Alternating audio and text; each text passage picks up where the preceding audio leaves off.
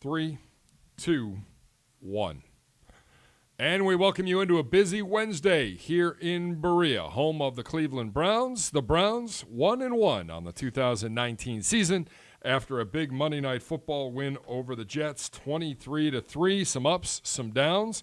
Well, we're going to break it down for you real quick. We didn't yesterday because, frankly, it was kind of a rough day for us. No one got to bed, I think, before 4 a.m., if I'm correct, on Monday night. True. Factual. And then we had meetings all day. And this is in construction studio also. Yeah. This a lot of variables at play. It is a total work in progress right now. Gentlemen, let's get right down to it. Takeaways from Monday night's win.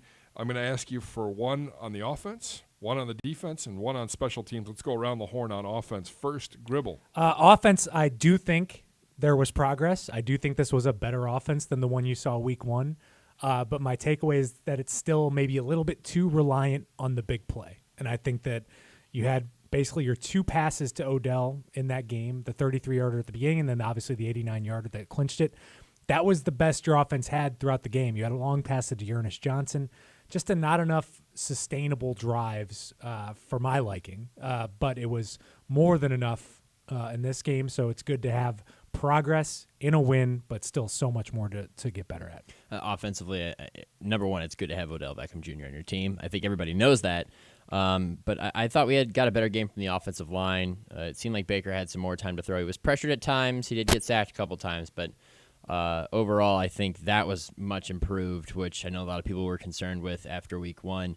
So hopefully they can sleep easier now after that game. And but like Gribble said, it's you still need more consistency in your offense and the ability to move the chains. 4 for 13 on third down is not going to cut it against a team like the one that the Browns are going to be playing this week. So that needs to improve. And the thing is, it wasn't a lot of third and longs. No. You weren't in trouble with penalties in this game. So these were third and manageables that weren't getting converted. More Nick Chubb, my takeaway. Yeah. I'm just going to keep pounding that drum. Like, I need him on the field on 3rd and 2. And we didn't see that in some things. I just think he is such a big piece of this puzzle. You've got to find ways to get him the ball to make plays. Whether it's throwing it, whether it's running it, more Nick Chubb is what we need. Yeah, 22 total touches in this game and came really close to 100 total all-purpose yards, but only 18 carries. Yeah, and especially in a game that you led the entire game, you should be running the ball a little bit more. Especially in that fourth quarter after that Odell touchdown. Yep. Defensively, Shook, we'll start with you. First takeaway.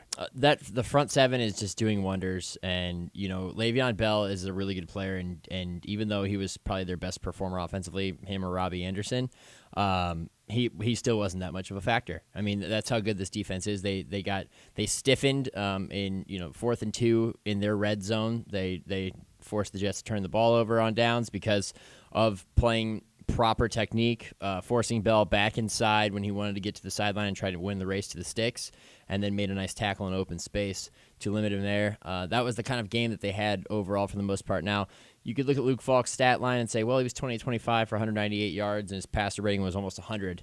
And this is a guy who's a third-string quarterback. That's concerning, right? Well, not necessarily, because the Jets had to throw the ball a lot, and the Browns were, again, working with the lead, and especially by the fourth quarter, a 20-point lead. So this team's going to go as this defense goes, I think, for this first half of the season, or at least for the next few weeks, just because the offense still needs to kind of figure it out. And in week one, it kept them in the game until the fourth quarter, and in week two, it kind of won the game for them. So, because the very next play was the Odell touchdown pass, and you don't get that opportunity if you don't get that stop. So, great game from the defense. Gribble. It's early, but the Browns may have found something in Greedy Williams. There was a rotation in game one. There was no rotation in game two. He played all but one snap. Terrence Mitchell did not play on defense in this game. So, and from my Pro Football Focus has rated him the top rookie corner so far. From my eyes, it doesn't look like teams are really throwing on him. He's not letting guys get open. Granted, the Jets are a much different team than the Rams at wide receiver, and they were dealing with Luke Falk instead of a starting quarterback. But he's handled the challenge very well and doesn't look like a rookie out there. Has not been exposed yet. I'm sure he's going to have his moments coming up as a rookie. But right now, it looks like the Browns have found a starting corner, and it's their second-round pick. I would say for those, say whatever you want. We've seen positives and negatives said about Joe Schobert. He makes plays. Oh, he was all over the field. Joe Schobert had himself maybe his best game as a professional Yeah. on Monday night. It was pretty impressive. Well, and you needed it because this reminded me a little bit of the Ravens game last year when you knew a team was going to try to run and had stars at running back, and the linebackers didn't play well against the Ravens, but they're the reason why Le'Veon Bell really never. He had a ton of touches, 10 catches, 20-plus carries, but never really had a big play until the end when he fumbled the ball after that long reception. Sure. A very, very impressive performance. Special teams, I don't want to say takeaway, but your thoughts on the special teams Monday night? I mean, is there a more improved area on the team? Right. I mean, Boy. when you don't let Right the team now, knock on wood. I mean, when you don't let the Glass, team return a whatever this punt, that's a step in the right direction. They've had one punt returned the entire season on them. It's been for 5 yards. So Scottish Hammer's doing exactly what he needs to do, and even kickoff coverage. The I forget even the returner's name decided to return that one early in the game, got out to the 15-yard line, and then he was kneeling it 1 yard inside the end zone after that. You got to give credit to Austin Seibert, who was a perfect 4 for 4 on Monday night with his kicks, and also is doing a great job of hanging the kickoff on the goal line. I mean, it's really hard to down the ball in the end zone if you're catching it on the goal line. Yeah. Guess what? You can't. You have to return it. And so he's done a really good job of that, and really has bounced back well after missing that extra point in the opening weekend. And right now he's trending upward. It looks like he's starting to really get some consistency in his fundamentals and the way he's kicking the football, and it's a big boost for the Browns. Yeah, pretty impressive indeed. And Gillen, the AFC Special Teams Player of the Week, not bad for a rookie. He's already had 8 inside the 20-yard line so far, and then, like I mentioned earlier, 1 returned. He's maybe basically his first punt was not good in the Titans game, but he got a very good role in that, and everything else has been exactly what you needed. Game balls. Let's go through it. 1 for offense, 1 for defense, and I'm going to make you give me 1 for special teams. Gribble, game balls. Who would you give out your 3 game balls to? I'm going to steal Odell Beckham Jr. from you guys for offense. That's the easy one. Anytime you put up 160-plus yards, 6 receptions, and 2 game-changing plays, that's going to be good enough for me. Defense, I'll go Joe Schobert because he was all over the field and really didn't allow the Jets to get any big plays out of their running game or short passing game. And then special teams, I'm going to go with Jarvis Landry, who looks – I mean, you don't want this to be a long-term thing, I guess, but he's not afraid on punt returns, and he brings a little something extra to it. And I mean, I know we've seen – I think Dontrell will be the guy moving forward, but there is a reason why he is the X-Factor spark guy, because he does this with reckless abandon when he gets the ball, and he had a couple really good returns on Monday. Yeah, he was really close to breaking one. He was really angry because he tripped. He was basically one cut away from maybe ripping a long return, and he was so angry that he just pounded the ground repeatedly while he was on it out of frustration. But I think offensively, my game ball is going to go, since I can't take Odell Beckham Jr., I'm going to go with Nick Chubb, because that touchdown run he had and the persistence in the carries that he did get, we all know he's a hard runner, but they ran a lot of inside zone, a lot of zone stretch plays, and the Jets did a good job of stringing it out and clogging up running lanes early. By the second quarter, you could tell the Browns had started to get a little bit of footing up front, and Nick Chubb made the most of it with his touchdown run. He also had 4 catches in the game for 36 yards, continually improving as a pass-catching back, which will be really important for this offense going forward, because when he's on the field, you have to first respect his ability to run the football, but also eventually they need to develop an equivalent respect for him to catch the ball out of the backfield and really make him that dynamic player, and I think he's getting toward that, and games like this will help him with that. So, even though the stat line wasn't huge, he was a key contributor on the offensive side of the ball. Defensively, I'm going to go with Myles Garrett. I know he got the 2 penalties, but he still had 3 sacks, and this is something that we're starting to see. We saw this in the preseason a little bit, and especially and as well as in joint practices, and maybe not so much in week 1, but man, he gets pretty close to breaking the will of an opposing left tackle in a game. And he had his way with Kelvin Beachum in that game, forced Kelvin Beachum into, I think it was a couple holding flags in that game. And he makes guys uncomfortable, and he also makes quarterbacks uncomfortable. So, penalties aside, he had an excellent game. And then special teams, we're going to have to go with Austin Seibert. For Scottish Hammer got his love already from the league with the AFC Special Teams Player of the Week award. We're going to go with Austin Seibert, who is really stringing together some nice kicks. So, you try to win. In order to win in football, you try to win in all 3 phases of the game, and I think they did that in this game. We've seen so many times where, and it's happened to the Browns instead of the Browns doing it, with what the Browns did to the Jets at the end of that first half, where I had no feeling that the Browns were even going to get the ball back. They somehow fool the Jets into mismanaging their timeouts during that entire sequence, and then you make the one big throw and then the big kick. I mean, I think that kick was huge because you miss it, then the Jets are feeling good about themselves going into halftime that they're only down 10, but then you make that, and it's just such a backbreaker where the Jets had to be thinking that they were going to be going in 13-3 no matter what. That catch by Jarvis Landry, maybe one of the best plays in the first 2 weeks of the season. That was going to be the point I was going to make, is talk about the guts in that play. To catch that ball and hang on after he gets hammered from behind to make that first down. 25-yard pickup on a 3rd and 20, and then just enough time for you to get up there, spike it, and kick that field goal. And having the wherewithal to get up and motion to his teammates, and he was very animated. Right. Let's go. Come on. Right. I do wonder if he was short of the sticks, would the team have been able to get the field goal unit out fast enough to make that kick? I think so. It would have been tight. The spike put 6 seconds left on the clock, something around that time. Spike was at 5 or 6 seconds. 5 or 6 seconds. Oh, that would have been really tight. Yeah, it would have been a good test because they got up there to spike pretty quickly. Yeah. It was impressive how quick they got up there. It was good execution from, and this is funny because you talk about this is the thing that usually happened to the Browns in past years. Usually you would see them mess that up. So to see them do it so precisely, so effectively, and efficiently, it was refreshing. I mean, there's got to be a stat with for the 2015 through 17 Browns, the amount of points allowed in the final 2 minutes of the first half was just through the roof. Like it was like clockwork every single and it kills game. you going into the locker room. Yeah, you're right. All the momentum in the world. The best part of that too is after they snap the ball and Baker downs it so they can get the field goal unit. Like Jarvis is jawing at everybody, like his own teammates. He's all fired up.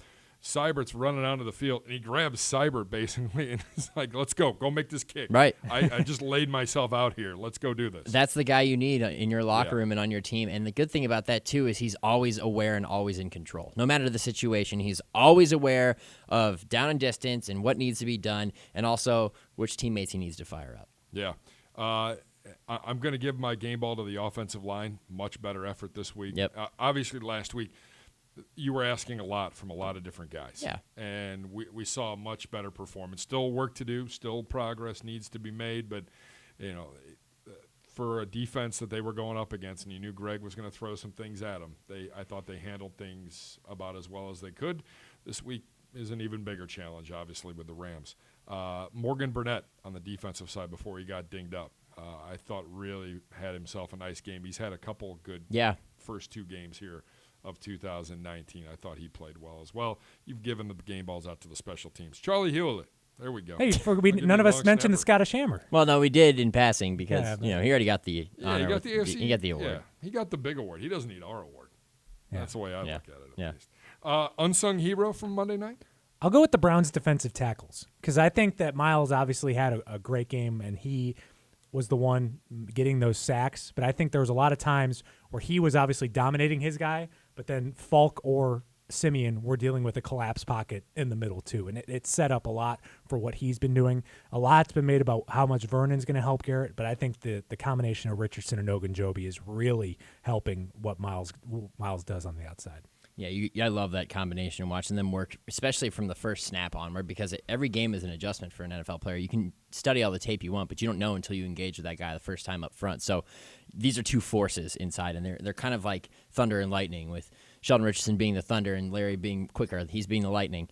And I think they're a big task for anybody to handle. So to watch them on that first or second snap and the penetration that they get no matter the opponent, it's always really exciting and fun to watch. But even though you gave him a game ball, I'm going to say this is my unsung hero, is the offensive line, because if you go back and look at that Nick Chubb touchdown run, just that specifically, we spent a lot of time talking about right guard and how it was a position of concern or of question. Joel Bitonio and Eric Kush both got to second level and made that run for Nick Chubb. They got, it's a zone play to the left, so you're working upfield at an angle. And, of course, Joel's going to get up there, and he's kind of the front side guy on that play. But Eric gets in there and kicks the guy out just enough for Chubb to then cut off there, run through a defender that lasts 4 or 5 yards, and stumble into the end zone for a touchdown. That play doesn't happen if he doesn't get there because he's got an additional defender to make miss. You don't know if the Browns end up in the end zone at that point. They had a similar situation earlier where they didn't end up in the end zone inside the 5. And because of that block, that gave you your first touchdown of the night. And even earlier on that Odell Beckham catch, one-handed grab, right? Everybody's paying attention to that. Spectacular play. That throw doesn't get off if those offensive linemen up front don't handle a blitz from a safety and linebacker who crossed double into the A gap, and also Nick Chubb stepping up and filling that as well. It was a great blitz pickup, and then Baker got the throw off in the perfect spot for Beckham to make an incredible play. So, unsung hero, offensive line. They don't get the credit even when they play well, but I think they should. Kristen Kirksey for me. We talked about Schobert having a good game. I know Kirksey got dinged up a little bit, but it's nice to have him back on the field. And he is playing with a real purpose here after getting hurt last year and missing some significant time. And you can tell he loves being out there, and he loves being one of the leaders of this football team. And he played well on Monday night. The injury report, we returned back to the field today. Nice to see Dontrell Hilliard back doing some things. Rashard Higgins, limited, obviously. We'll have to watch and see how that progresses during the week. Kirksey not going to practice today. I don't believe Ogunjobi was practicing today. No, and you're also looking at Demarius Randall, Morgan Burnett, Darius Taylor, Kirksey, Ogunjobi, Chris Hubbard, David Njoku, and Kendall Lamb still. A lot of guys. Yeah. Not practicing. It's Wednesday. It is Wednesday after a Monday night game. Yeah. So we'll pay attention to this moving forward. But, I think you're looking at a potential of a few starters being out for this game Sunday. And you need those secondary guys back if at all possible. Yeah. Based on what you're going to be going up against. It might be a tall ask for Demarius to get back in time, but we'll just have to wait and see. He's in protocol. Yeah. So that could be a tough one, but I thought Eric Murray and Whitehead played very well on Monday. Any thoughts on the injury front, or what are you looking for this week as we get ready for the Rams? How do you adjust to the likelihood that David Njoku's not going to play? Because you did see the passing offense take a little bit of a hit once he went out with his concussion on what appeared to be a very scary hit, and luckily it was only a concussion. It could have been much worse. So how do your tight end group, how does it adjust? Baker kind of gave some credit to Ricky Seals-Jones in the press conference afterward for being able to come in those 3 tight end sets, but now you're looking at Demetrius Harris as the one. There was a couple opportunities for him to make some plays in the game, and he did not. He's kind of had an up and down first season with the Browns, but he's very talented. I'm a big fan of him. I think he's extremely athletic, and I think he might embrace the number 1 tight end role in the absence of Njoku this week.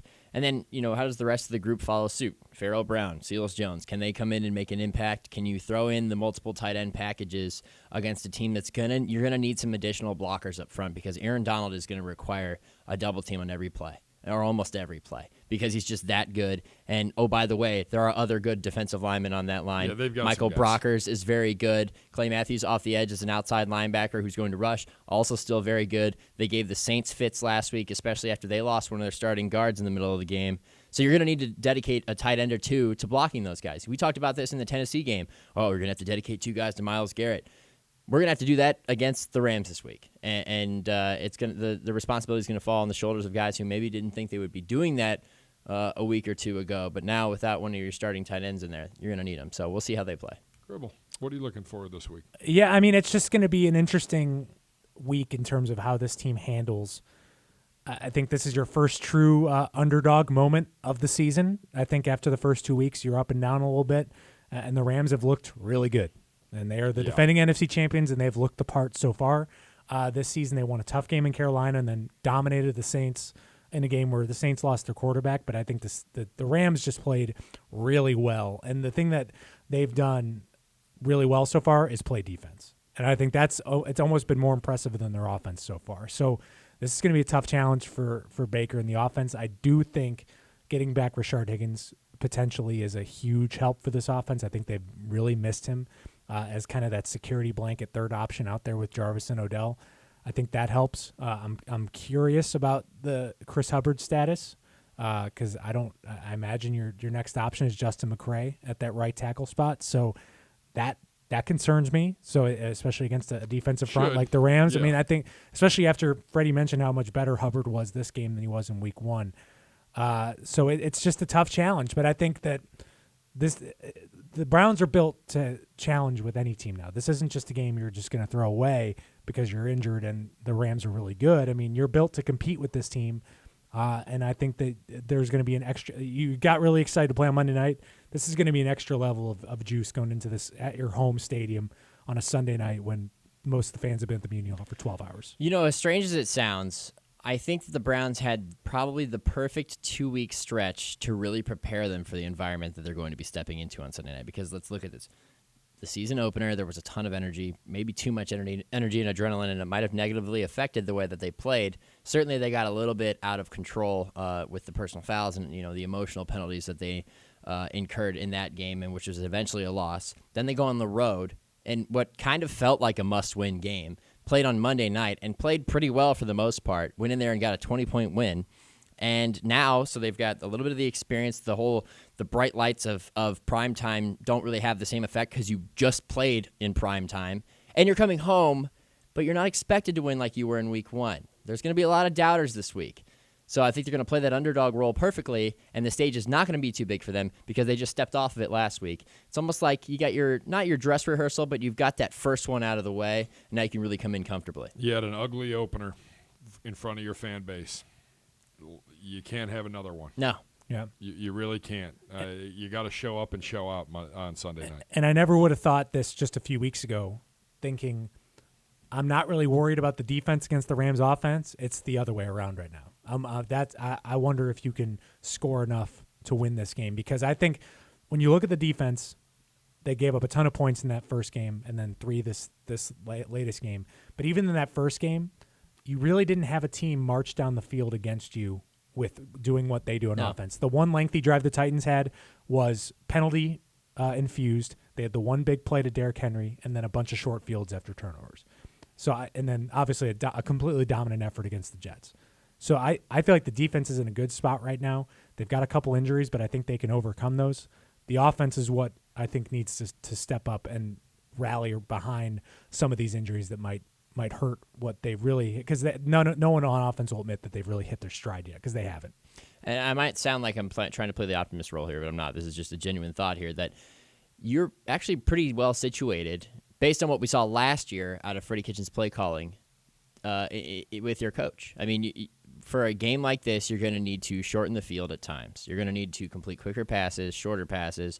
You're going to need to rely on the run game a little bit more, and you're going to need to rely on maybe playing the flats a little bit, because you're not going to have all day to throw. Those times where Baker has spent, maybe waiting for his first guy to come open downfield and pump faking or patting the ball and then bailing out of the pocket to try to extend the play for him to come open, you're not going to see that as much this week, or at least they can't prepare to do that as much this week because you have to respect that rush at all times.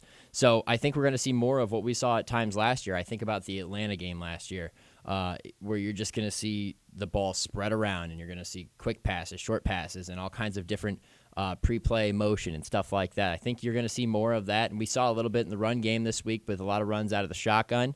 And I think you have the right coach in place to be able to devise a scheme that could help you win this game, even if you are considered the underdog. Someone pointed this out earlier on Twitter a couple days ago. Look at these 3 defensive coordinators Baker's had to go up against these first 3 weeks. Dean Pease, longtime defensive coordinator. Greg Williams, been doing it for 30-plus years, and now Wade Phillips. This has been a rough, in terms of you're not facing the most elite defenses out there, but led by guys who can know how to scheme. You got a few more coming here gauntlet. before it's all said and done as well. All hands on deck for Sunday, to be sure. We are putting the Jets game to bed. We're turning the page to the Rams. Join us later this week for the best podcast available as we get ready for Sunday Night Football. For Andrew Gribble, for Nick Shook, I'm Jason Gibbs. Make sure you subscribe to the best podcast available. Like us, rate us, wherever you get your podcast, or by logging on to clevelandbrowns.com. This has been the best podcast available.